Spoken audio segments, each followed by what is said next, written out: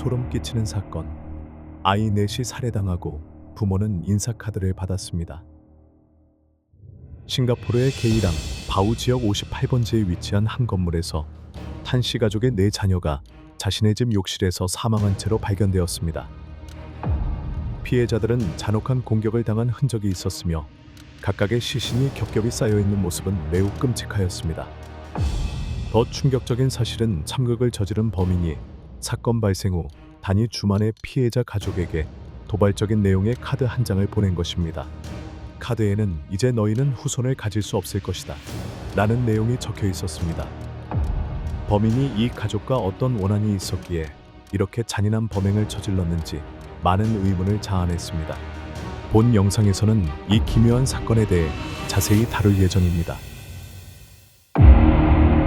실제 범죄 사건을 2D 스타일로 각색한 작품입니다. 이 비극적인 사건은 1월 6일 아침 탄 씨 부부가 학생들을 학교에 데려다주는 버스 운송 업무를 하고 있던 중 발생하였습니다. 탄 씨 부부는 매일 아침 약 7시 10분에 집으로 전화를 걸어 자녀들을 깨워 학교에 가도록 하였습니다.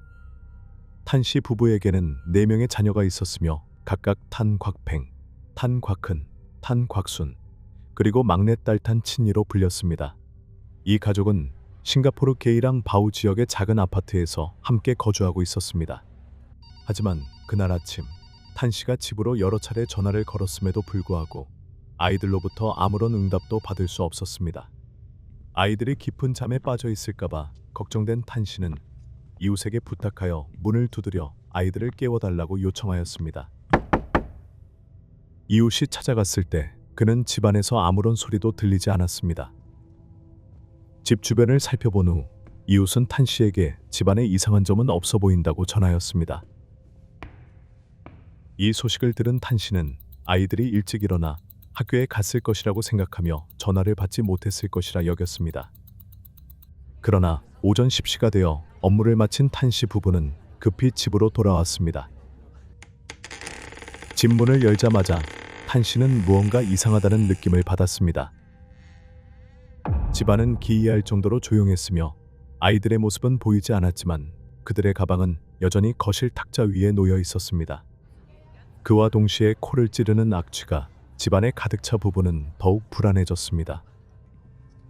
탄 씨 부부는 집안의 각 방을 나누어 찾기 시작하였고 곧 욕실에서 이상한 냄새가 나는 것을 발견하였습니다. 욕실 문을 열었을 때 그들은 충격으로 말을 잃을 수밖에 없었습니다. 욕실 바닥에는 네 아이가 움직이지 않은 채로 누워 있었으며 그들의 몸은 상처투성이었습니다. 진한 붉은 피 자국이 차가운 타일 바닥에 선명히 남아 있었으며 아이들의 시신은 겹겹이 쌓여 있었고 그 아래에는 여러 장의 티셔츠가 깔려 있었습니다. 아이들은 여전히 잠옷 차림이었으며 이는 비극이 그들이 학교에 가기 전 집안에서 발생했음을 보여주었습니다. 정신을 추스른 탄 씨 부부는 즉시 경찰에 신고하여 사건을 알렸습니다.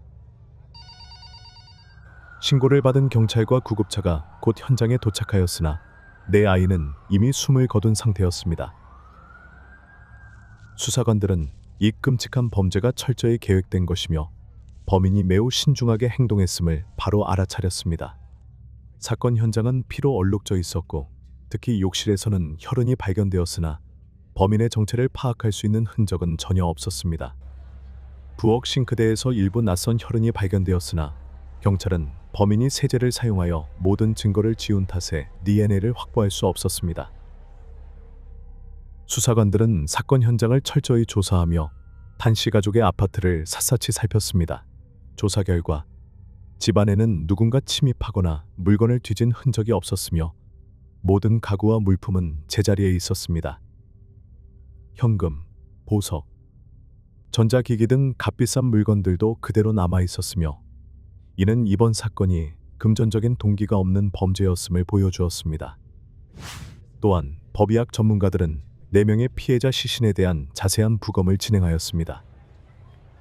부검 결과 아이들에게는 강간의 흔적이 전혀 없었으며 피해자들의 몸에 난 상처는 대부분 폭력적인 공격으로 인해 발생한 것임이 밝혀졌습니다.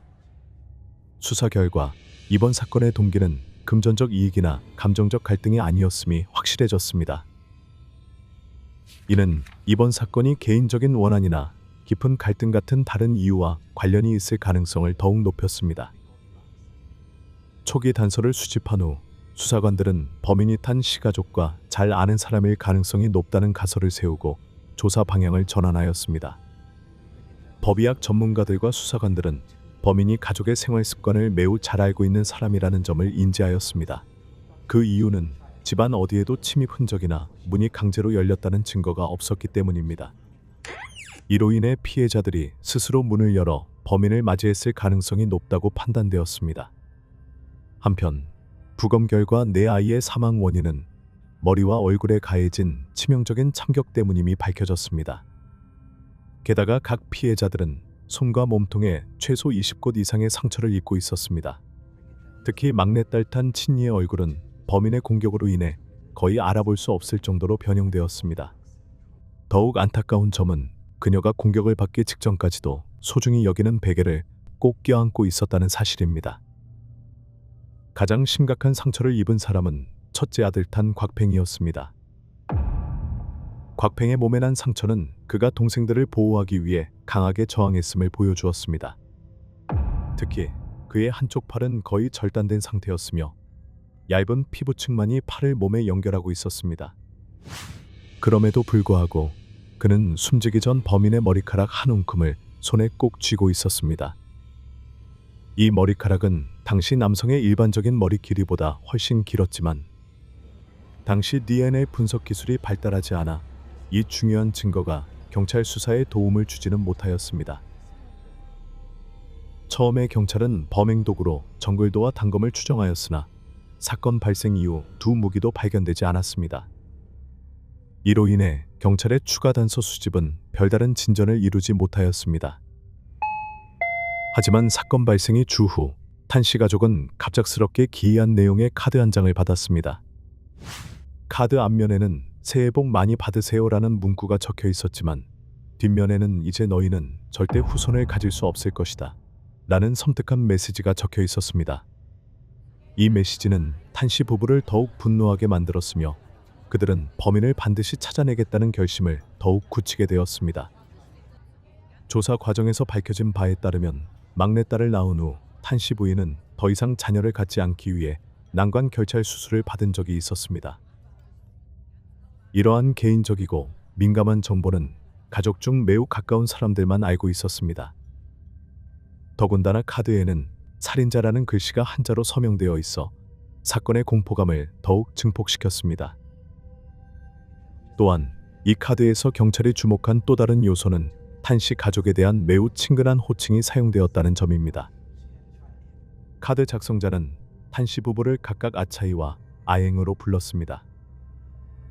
이러한 호칭은 화교 문화에서 가족이나 가까운 사람들 사이에서만 사용하는 매우 친밀한 표현입니다. 이 점을 통해 수사관들은 범인이 단순한 낯선 사람이 아닐 가능성을 확신하게 되었습니다.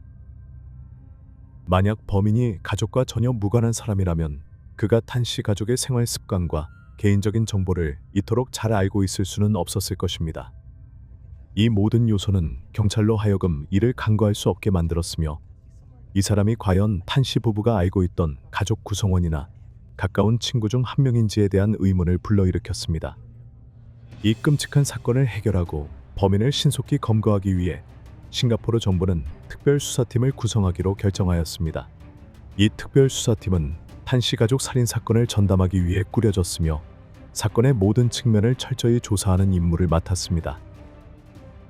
수사팀은 최고 실력의 수사관들과 법의학 전문가들로 구성되었으며 현장 증거에서부터 탄씨 가족의 대인관계까지 조사 범위를 확대하였습니다. 그들은 사건의 단서와 정황에만 집중하는 것이 아니라 범인의 가능성에 대한 여러 가설을 신속히 확인하고자 노력하였습니다. 탄씨 가족의 친인척, 친구 또는 범죄 동기가 있을 가능성이 있는 직장 동료에 이르기까지 모든 인맥을 조사 대상으로 삼았습니다. 조사와 더불어 싱가포르 정부는 광범위한 대중 홍보 캠페인을 시작하였습니다. 정부는 커뮤니티의 협조를 이끌어내기 위해 언론 매체, 텔레비전, 그리고 소셜미디어를 활용하여 사건의 세부 사항을 공개하고 유용한 정보를 제공하는 사람들에게 보상을 약속하였습니다. 또한 시민들에게 사건 발생 전후로 탄씨 가족과 관련된 의심스러운 행동이나 목격한 사실이 있다면 신고해 줄 것을 권장하였습니다. 이와 함께 지역 주민과의 회의 및 만남을 통해 추가 정보를 수집하고 피해자 가족을 위한 정의 실현에 동참할 것을 독려하였습니다. 싱가포르 정부는 시민들의 협조를 통해 사건의 미스터리를 신속히 밝혀내고 범인을 법의 심판대에 세울 수 있기를 희망하였습니다. 이러한 노력의 결과 수사관들은 사건 현장 주변에 거주하는 주민들로부터 중요한 증언을 확보할 수 있었습니다. 그중 한 주민은 사건 당일 막내딸 탄친이가 집안에서 한 남성과 몸싸움을 벌이고 있는 것을 목격했다고 증언하였습니다. 그러나 이 증언에도 불구하고 그 남성의 신원을 밝혀내는 데는 실패하여 사건은 더욱 미궁에 빠지게 되었습니다. 한편 사건 현장 외부에서도 중요한 단서가 추가로 확보되었습니다. 게이랑 바우 지역에서 일하던 한 택시 기사가 사건 당일 특별한 일을 기억해냈습니다. 택시 기사는 그날 자신의 근무 시간 중 탄씨 가족이 거주하던 지역 근처에서 한 남성을 태운 적이 있다고 밝혔습니다. 택시 기사가 결코 잊을 수 없었던 것은 그 승객의 외모와 상태였습니다. 이 남성은 택시에 탑승했을 때 몸 한쪽에 다량의 피가 묻어 있었으며 이는 마치 심각한 부상을 입은 듯한 모습이었습니다. 택시 기사는 남성의 옷에 묻은 피 때문에 그를 의심스럽게 여겼다고 진술하였습니다.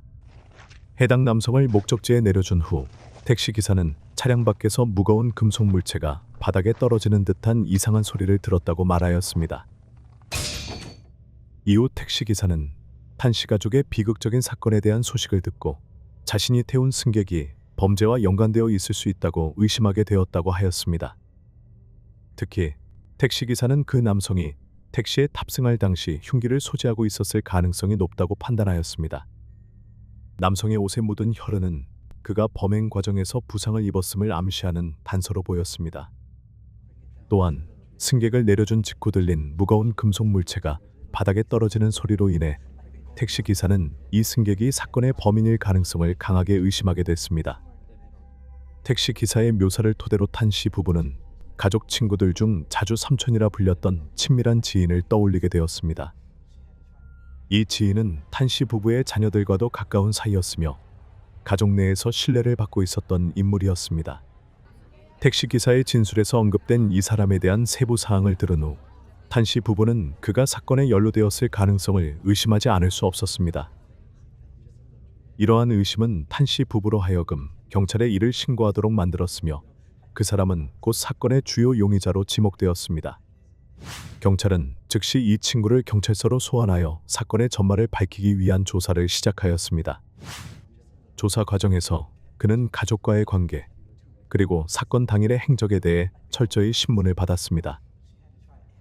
하지만 이 주간의 긴밀한 조사 끝에도 그의 범죄를 입증할 만한 결정적인 증거는 발견되지 않았습니다. 그는 몇 가지 수상한 행동과 진술로 의심을 받았지만 그가 범인임을 증명할 명확한 증거는 없었습니다. 결국 그는 석방되었으며 사건은 다시 한번 교착 상태에 빠지게 되었고 추가적인 단서는 발견되지 않았습니다.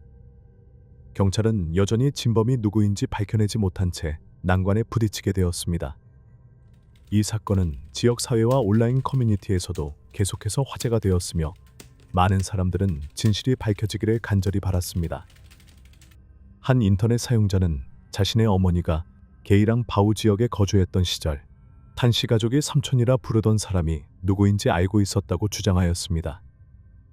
그의 어머니에 따르면 탄씨 가족과 지역 주민들은 이 삼촌이 범인이라는 사실을 알고 있었지만 그를 고발하기를 두려워했다고 하였습니다. 이 사람은 당시 게이랑 바우에서 악명을 떨치던 조직폭력배의 일원으로 알려져 있었기 때문에 보복이 두려워 아무도 그를 공개적으로 비난하지 못했다고 합니다. 그러나 이러한 내용은 단지 소문일 뿐 이를 뒷받침할 명확한 증거는 없었습니다. 이 비극적인 사건 이후 내 아이의 죽음으로 인한 고통은 탄씨 부부가 더 이상 그 집에서 살 수 없게 만들었습니다. 집안의 모든 구석, 모든 방은 과거 가족이 함께 모여 행복했던 순간들을 떠올리게 만들었습니다. 그러나 그곳에서 보낸 나날들은 이제 악몽이 되어 그들의 마음속에서 결코 지워지지 않는 상처로 남았습니다. 그리하여 탄씨 부부는 이곳을 떠나기로 결심하였으며 자녀들의 죽음에 대한 끊임없는 아픔과 괴로움에서 벗어나 새로운 시작을 찾고자 하였습니다. 그들은 과거 학생들을 태우고 다니던 버스를 팔고 오래된 모든 것들이 이제는 자신의 삶에 맞지 않는다는 사실을 점차 받아들이게 되었습니다. 탄씨 부부는 다른 지역으로 이주하여 플라스틱 공장에서 새로운 일을 시작하였습니다. 이 일은 많은 수입을 가져다 주지는 않았지만 적어도 그들에게 조용하고 평온한 시간을 제공하며 아픔을 잠시나마 잊게 해주었습니다. 내 아이를 잃은 슬픔은 여전히 그들의 마음을 짓눌렀고 절대 사라질 수 없는 상처로 남아 있었습니다. 그러나 탄씨 부부는 계속해서 삶을 이어가야 한다는 사실을 받아들이며 하루하루를 살아갔습니다. 사랑하는 내 아이에 대한 기억과 그들의 마지막 모습은 매일같이 탄씨 부부를 괴롭히며 마음속 깊이 아프게 하였습니다. 그럼에도 불구하고 삶은 멈출 수 없다는 사실을 깨달았고 너무 일찍 세상을 떠난 아이들을 잊을 수는 없지만 앞으로 나아가기 위한 방법을 찾아야 한다고 다짐하였습니다. 몇 년이 지난 후 한 줄기 희망이 그들에게 찾아왔습니다. 탄씨 부인은 생식기능 복원 수술을 받기로 결심하였고 다행히 수술은 성공적으로 마무리되었습니다. 그리고 얼마 지나지 않아 탄씨 부부는 작은 아들을 얻는 기적을 경험하였습니다. 이 아들은 잃어버린 내 아이를 대신할 수는 없었지만 새로운 희망과 기쁨을 그들에게 가져다 주었습니다. 이 아이는 탄씨 부부에게 미래를 바라볼 수 있는 이유를 제공하였으며 그들은 아이를 위해 더 나은 삶을 살아가기로 결심하였습니다. 비록 잃어버린 아이들에 대한 그리움과 고통은 여전히 그들의 삶에 남아있지만 새로운 아이의 존재는 그들의 상처난 마음에 작은 위로가 되었습니다.